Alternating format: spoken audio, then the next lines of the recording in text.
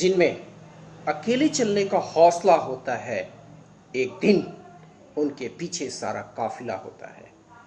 जी हाँ, आज आप लोगों के सामने लैंग्वेज क्लास में मैं हूँ डॉक्टर मनीष कुमार शशि। आज के क्लास को प्रारंभ करने के पहले संदीप माहेश्वरी की एक युक्ति को मैं याद दिलाना चाहूँगा। वो अक्सर कहते हैं, कामयाब लोग अपने फैसले से दुनिया बदल देते हैं, किंतु नाकामयाब लोग दुनिया के डर से अपने फैसले बदल देते हैं। तो अब हमें इस बात का निर्णय कर लेना है कि हम जाना कहाँ चाहते हैं। अब हम लोग आज के शीर्षक को समझना चाहेंगे। वो आखिर आज का टॉपिक है क्या, भाषाई विकास क्या है, इसको प्रभावित करने वाले प्रमुख कारण कौन कौन से हैं, उसको हम लोग समझना चाहेंगे, उसकी चर्चाएं करना चाहेंगे। कहा गया ना क्वेश्चन में, what is linguistic development, discuss its main effective factors. Swami Vivekananda को कौन भूल सकता है। उन्होंने क्लियर कहा था, अपना जीवन एक लक्ष्य निर्धारित करो, अपने पूरे शरीर को उस लक्ष्य से भर दो और हर दूसरे विचार को अपनी जिंदगी से निकाल दो। यही सफलता का मूल मंत्र है, यही सफलता की कुंजी है। अक्सर मेरे गुरुजी क्लास में कहा करते थे, किसी दिन जब आपके सामने कोई समस्या ना आए तो आप सुनिश्चित हो सकते हो कि आप कहीं ना कहीं गलत रास्ते को अपना रहे हो। इसलिए अपने पूर्वजों के इस युक्ति से हमें हमेशा अपने जीवन में कुछ कुछ समझने का प्रयास करना है और सही रास्ते पर चलने का भी यथासंभव प्रयत्न करना है। भाषा विकास, लैंग्वेज डेवलपमेंट। भाषा विकास बौद्धिक विकास की सर्वाधिक उत्तम कसौटी मानी जाती है। बालक को सर्वप्रथम भाषा ज्ञान परिवार से होता है, तत्पश्चात विद्यालय एवं समाज के संपर्क में उनकी भाषाई ज्ञान समृद्ध होती जाती है। विद्यालय जाने से पहले बालक में भाषा ज्ञान का विकास उनके बौद्धिक विकास की सबसे अच्छी कसौटी होती है। भाषा का विकास भी विकास के अन्य पहलुओं के लाक्षणिक सिद्धांतों के अनुसार होता है। यह विकास परिपाक तथा अधिगम दोनों के फलस्वरूप होता है और इसमें नई अनुक्रियाएं सीखनी होती है और पहले सीखी हुई अनुक्रियाओं का परिष्कार भी करना होता है। शैशवावस्था में भाषा विकास, लैंग्वेज डेवलपमेंट इन इन्फेंसी। जन्म के समय शिशु क्राई, क्रंदन करना और करते रहता है। यही उसकी पहली भाषा, फर्स्ट लैंग्वेज होती है। इस समय उसे न तो स्वरों का, व्यंजनों का ज्ञान होता है और न अन्य किसी चीज का। 25 सप्ताह तक शिशु जिस प्रकार की ध्वनियां निकालता है, उनमें स्वरों की संख्या अधिक होती जाती है। 10 मास की अवस्था में शिशु पहला शब्द बोलता है, जिसे वह बार बार दोहराता है। 1 वर्ष तक शिशु की भाषा समझना कठिन होता है। केवल हम अनुमान लगाते हैं से ही उसकी भाषा समझी जा सकती है। मैकार्थी ने 1950 में एक अध्ययन किया और यह निष्कर्ष निकाला कि 18 मास के जो बालक होते हैं उसकी भाषा 26% समझ में आती है। प्रारंभ में बालक एक शब्द से वाक्यों का बोध कराते रहते हैं। स्किनर के अनुसार आयु स्तरों पर बालकों के शब्द ज्ञान के गुणात्मक पक्षों के अध्ययन से पता चलता है कि शब्दों की परिभाषा के स्वरूप में वृद्धि होती है। शैशवावस्था में भाषा विकास जिस ढंग से होता है उस पर परिवार की संस्कृति तथा सभ्यता का प्रभाव पड़ता ही रहता है। स्मिथ ने शैशवावस्था में भाषा विकास के क्रम को व्यक्त किया है। इसे हम लोग देखते हैं, जैसे आयु और शब्द लेते हैं। जन्म से 8 मास तक उन्होंने 0 शब्द बताए हैं। 10 मास तक 1 शब्द। 1 वर्ष की अवस्था में उन्होंने 3 शब्दों को इंगित किया है। 1 वर्ष और 3 मास को उन्होंने 19 शब्द, उनमें विकास को उन्होंने दिखाए हैं। 1 वर्ष और 6 माह में उनके बालकों, जो बच्चे होते हैं, शिशु होते हैं, उसमें 22 शब्द आ जाते हैं। 1 वर्ष और 9 माह में 118 शब्द बच्चे निकाल पाते हैं, समझ पाते हैं। 2 वर्ष में दिखाया गया है 212 शब्दों को। 4 वर्ष आते आते ये 1550 हो जाते हैं। 5 वर्ष में 2072 की संख्या बताई गई है और 6 वर्ष में 2562 शब्दों को शिशु समझ पाते हैं। शिशु की भाषा पर उसकी बुद्धि तथा विद्यालय का वातावरण अपनी भूमिका सदा से प्रस्तुत करते रहते हैं। एना स्टोरी ने कहा है कि बालकों की अपेक्षा बालिकाओं का भाषा विकास शैशव काल में तीव्र होता है, अधिक होता है। जिन बालकों में गूंगापन, हकलाना, तुतलाना आदि दोष होते हैं, उनका भाषा विकास धीमी गति से हो पाता है। हम लोग विद्वानों को कुछ महत्वपूर्ण युक्तियों को भी देखते हैं। जैसे कहा गया है एक विद्वान के द्वारा कि ब्रह्मांड की सारी शक्तियाँ पहले से हमारी है। वो हम ही हैं जो अपनी आँखों पर हाथ रख लेते हैं और फिर रोते हैं कि कितना अंधकार है, कितना अंधकार है। तो विद्वानों की इन युक्तियों को भी हमें अपने जीवन में चरितार्थ करने की आवश्यकताएं हैं। मेरे गुरु जी अक्सर क्लास में कहा करते थे, एक नायक बनो और सदैव कहो मुझे कोई डर नहीं है, मुझे कोई डर नहीं है।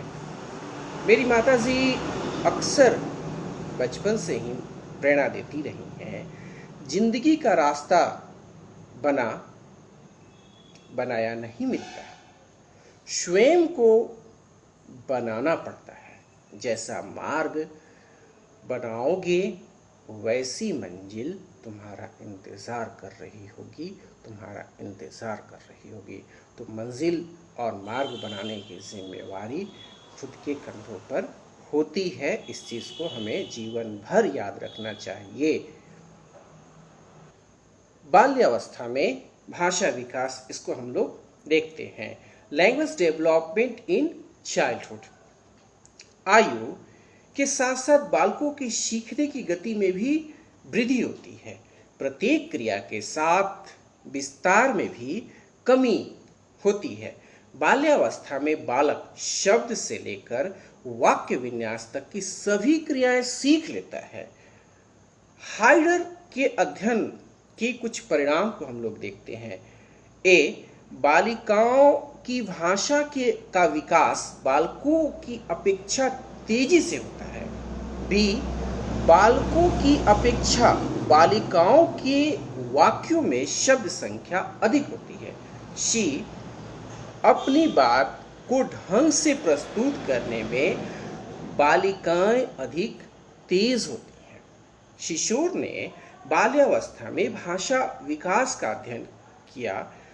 4 से 10 वर्ष तक के 117 बालकों पर चित्रों की सहायता से उसने प्रयोग किए।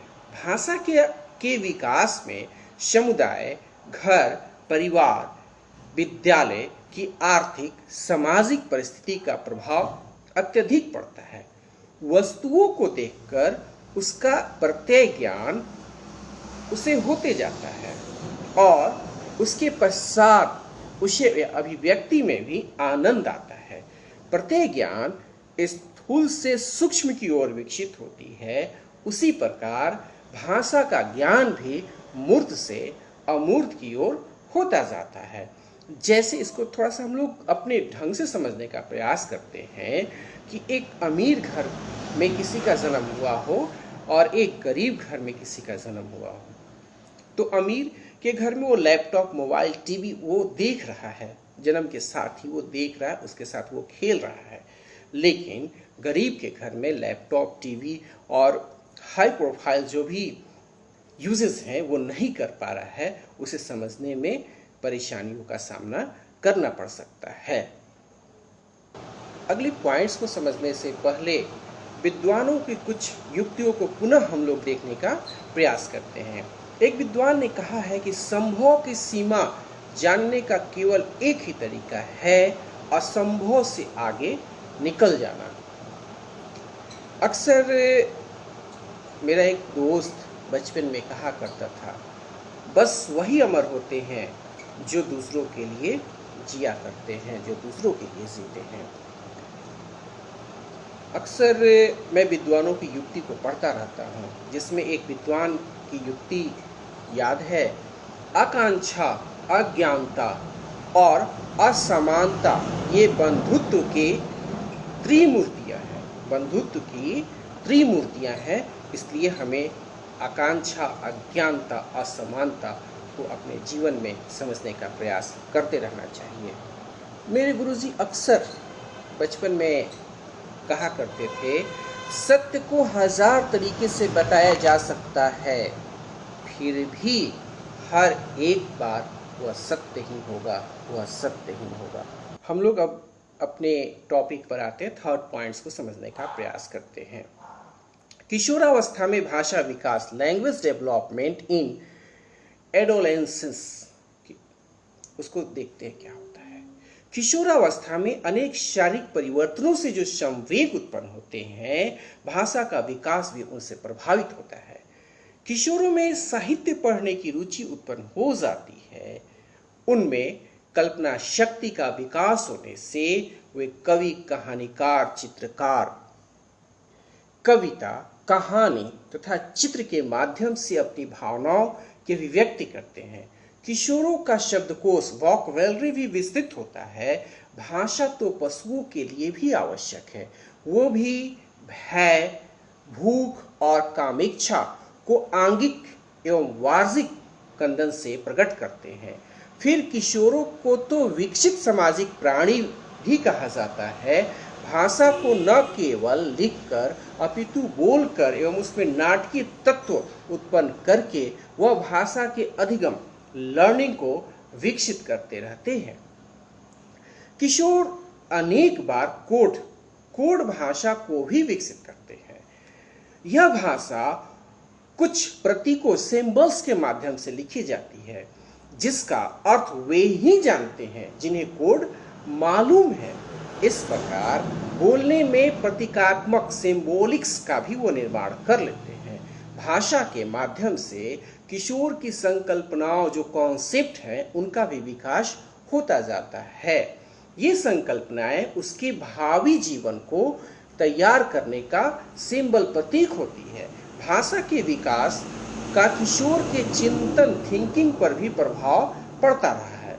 अब हम लोग नेक्स्ट पॉइंट को समझते हैं, जिसमें कहा गया है भाषा विकास के प्रभावी कारक, affecting factors of language development. देखते हैं, भाषा विकास अपने आप में स्वतंत्र रूप से विकसित नहीं होता। इस प्रकार अनेक प्रकार के प्रभाव इस पर पड़ते रहते हैं। शब्द भंडार, वाक्य विन्यास तथा अभिव्यक्ति के प्रसार आदि पर इन कारकों का प्रभाव पड़ता है। भाषा विकास अग्र तरीके से वो प्रभावित होते रहते हैं। जैसे नंबर ए, स्वास्थ्य, हेल्थ। लंबी बीमारी, विशेष रूप से पहले 2 वर्ष में के कारण बालक भाषा विकास में 2 मास पिछड़ जाते हैं। Long illness of a child specially in first 2 years or months makes him to lag in language development for 2 months।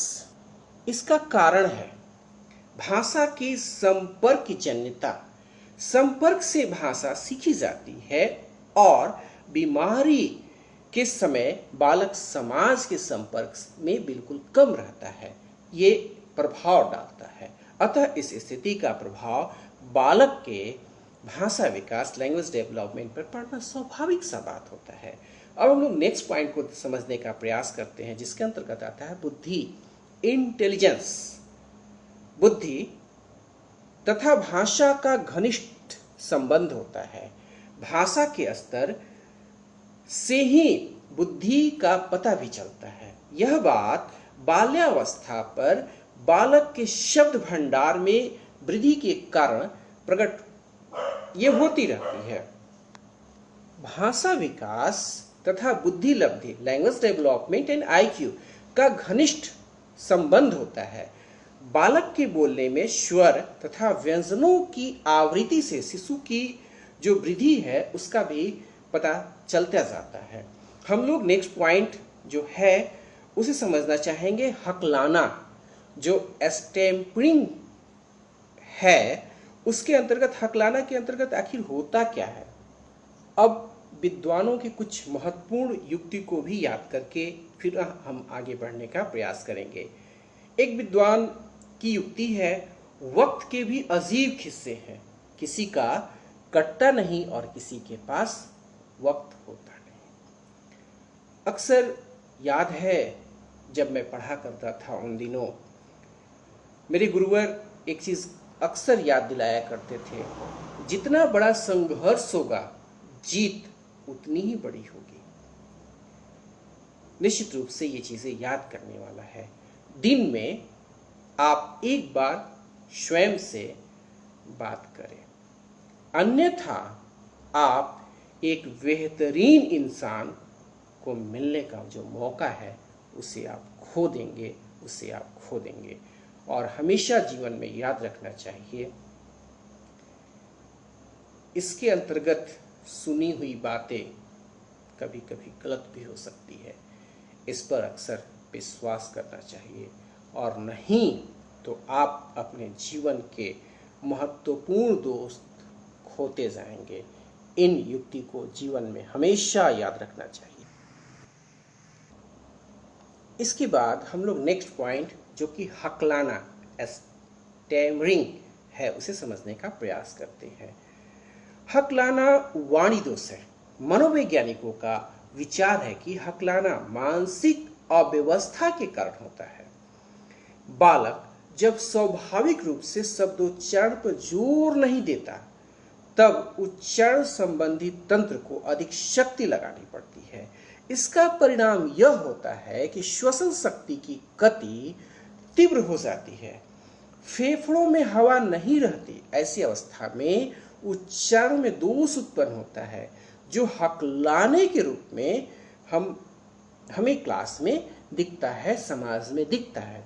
इसके लिए योग में कहा भी गया है कि आप श्वसन के जो योग हैं उसे करके इसे कम करने के आप प्रयास कर सकते हैं। हालांकि डॉक्टर की सलाह से ही आपको जो भी करना चाहिए वो करना चाहिए। About definition of language includes all the factors of dialogue delivery, verbal and non-verbal, fluency, express, written and printed, all are the symbol of it. The special attention should be given for the education of such attention should be given for children in the family. प्रकार, हकलाना दो तरह का होता है। First, प्रारंभिक हकलाना, initial stammering. इस प्रकार की हकलाहट में बालक को पहला शब्द उच्चारित करने में कठिनाई का अनुभव होता है। सेकेंड, पुनर्वाद व्यंजन या हकलाहट, रिपीटेशन, स्टैमरिंग और स्टूटरिंग। इस प्रकार की हकलाहट पे श्वसन की तीव्र गति होने से वाक्य के मध्य में ही हकलाहट होने लगती है। टाइप की इसके जो प्रकार है इसको हम लोग ध्यान से देखते हैं।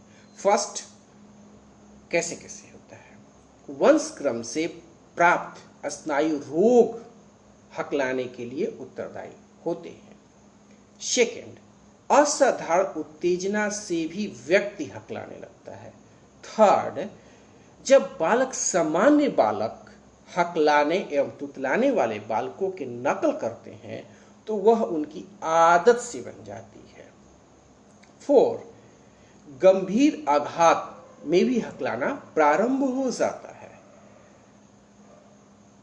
हासिंगटन के अनुसार बढ़ जाने से भी हकलाने का जो दोष है वो प्रारंभ हो जाता है। इसके ट्रीटमेंट समझते हैं।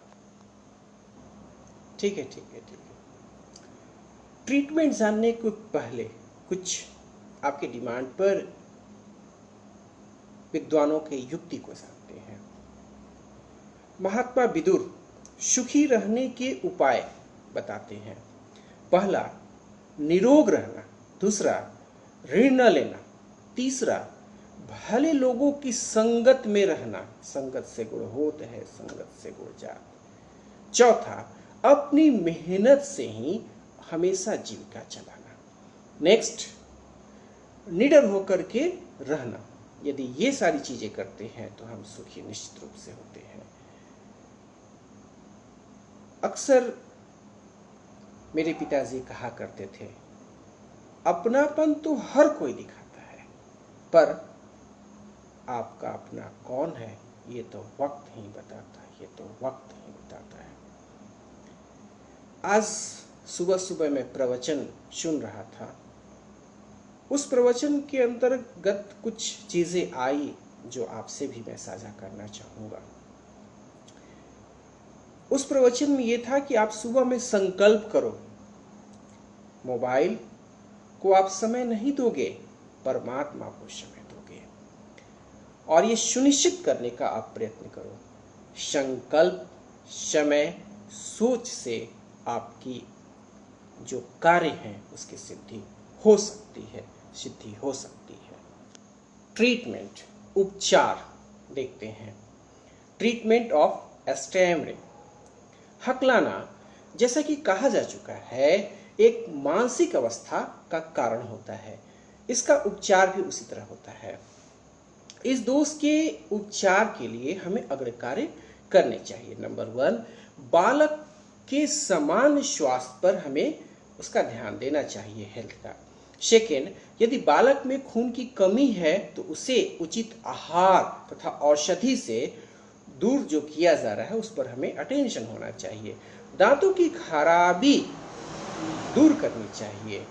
हकलाने वाले बालक की मानसिक अवस्था जो अव्यवस्था है उसे हमें दूर करने का प्रयास करना चाहिए। शारीरिक दोषों को दूर करने के लिए हमें प्रयत्न करते रहना चाहिए। नेक्स्ट 6 नंबर, बालकों को अच्छे मनोचिकित्सक जो साइकोलॉजिस्ट हैं की देखरेख में श्वसन व्यायाम का प्रशिक्षण उसे देते रहना चाहिए। डॉक्टर की एडवाइस हमेशा लेती रहनी चाहिए। नंबर नेक्स्ट 7, माता पिता अभिभावक को भी चिकित्सक तथा बालक के साथ हमेशा हेल्प, सहयोग की भावना रखनी चाहिए। अब हम लोग नेक्स्ट देखते हैं कि हकलाने वाले बालकों की जो एडुकेशन है, शिक्षा का नेचर, जो स्वरूप है वो कैसा होगा। सामान्यतः हकलाने वाले बालक की हम उपेक्षा समाज में करते रहे हैं। इसी उपेक्षा के कारण वह पिछड़े बालकों में गिना जाने लगता है, वह विशिष्ट बालक बन जाता है। इस दोष को दूर करने के लिए हमें अग्र कार्य एक शिक्षक के रूप में, एक अभिभावक के रूप में हमें हमेशा करने का प्रयास करना चाहिए। नंबर 1, वह बालक में आत्मविश्वास हमें भरने का प्रयास करना चाहिए। आत्मविश्वास विकसित होने से हकलाने का जो दोष है वो संभवतः दूर होने लगता है। नंबर नेक्स्ट, बालक को सामूहिक कार्यों तथा आयोजनों में भाग लेने के लिए मोटिवेशन, अभिप्रेरणा देती रहनी चाहिए। नंबर नेक्स्ट, वाद विवाद, नाटक तथा संगीत आदि में भाग लेने के लिए उसे हमेशा प्रोत्साहन की आवश्यकता है जो हमें देना चाहिए। नंबर नेक्स्ट, हकलाने वाले बालक से हीन भावना निकालने का एक फैसिलिटेटर होने के अंतर्गत हमें प्रयास करना चाहिए। नंबर नेक्स्ट, हकलाने वाले बालक यदि प्रश्न का पूरा उत्तर जवाब नहीं भी दे पाते हैं तो आधे अधूरे जवाब पर भी हमें उन्हें मोटिवेट करते रहना चाहिए, प्रोत्साहन देते रहना चाहिए। यही एक फैसिलिटेटर की वास्तविक पहचान होती है। नंबर नेक्स्ट, हकलाने वाले बालक के साथ सदा सिंपैथी, सहानुभूति पूर्वक व्यवहार करने का हमें प्रयास करना चाहिए। ये एक टीचर, एक फैसिलिटेटर, एक अभिभावक के गुण होने चाहिए। सोशल इकोनॉमिक स्टेटस, सामाजिक आर्थिक स्तर, इसके अंतर्गत आगे हम ये देखते हैं फैमिली रिलेशनशिप, पारिवारिक संबंध, मोनोपोलिक लैंग्वेज, एकाधिकार की भाषा, इन सारी चीज़ों पर भी हमें विशेष ध्यान देना चाहिए। कहा गया ना कि जब कभी बालक को मातृभाषा की अतिरिक्त भाषा सीखनी पड़ती है तो उसे सरलता से वो नहीं सीख पाता है। विदेशी भाषा जो फॉरेन लैंग्वेज है, सीखने में प्रत्यक्ष विधि का बहुत बड़ा महत्व होता है। इसलिए कहा गया है कि विभाषा को मातृभाषा की भांति हमें प्रयोग करना चाहिए। अक्सर हम खास करके हिंदी मीडियम और इंग्लिश मीडियम के जो स्टूडेंट हैं उनमें एक चीज़ देखते हैं कि भाषा उनके पास एक समस्या बन जाती है। ऐसे विद्यार्थी का न तो विद्यालय में एडजस्टमेंट समायोजन हो पाता है और न ही घर में। उन्हें यदि 69 कहा जाएगा तो अब 69 है या 59 ये क्लियर करना पड़ता है, तो हिंदी में भी उन्हें समस्या होती है और इंग्लिश में भी समस्या होती है। तो ऐसी जो समस्याएं हैं उसके समाधान का हमें सतत प्रयास करना चाहिए और यदि ये प्रयास करने में हम सफल होते हैं तो एक लर्नर्स, एक स्टूडेंट का जो लैंग्वेज डेवलपमेंट है वो हमेशा संभव है। आज की क्लास के समापन से पहले मैं लाल बाल पाल में लोकमान्य बाल गंगाधर तिलक की युक्ति को याद करना चाहूँगा, जिसमें वो अक्सर कहते रहे हैं, अन्याय करने वाला उतना दोषी नहीं होता जितना उसे सहन करने वाला होता है। इन्हीं मोटिवेशनल थॉट्स के अंतर्गत अब आज की क्लास को हम लोग बाइंड अप समाप्त करना चाहेंगे एक शब्द के साथ, जय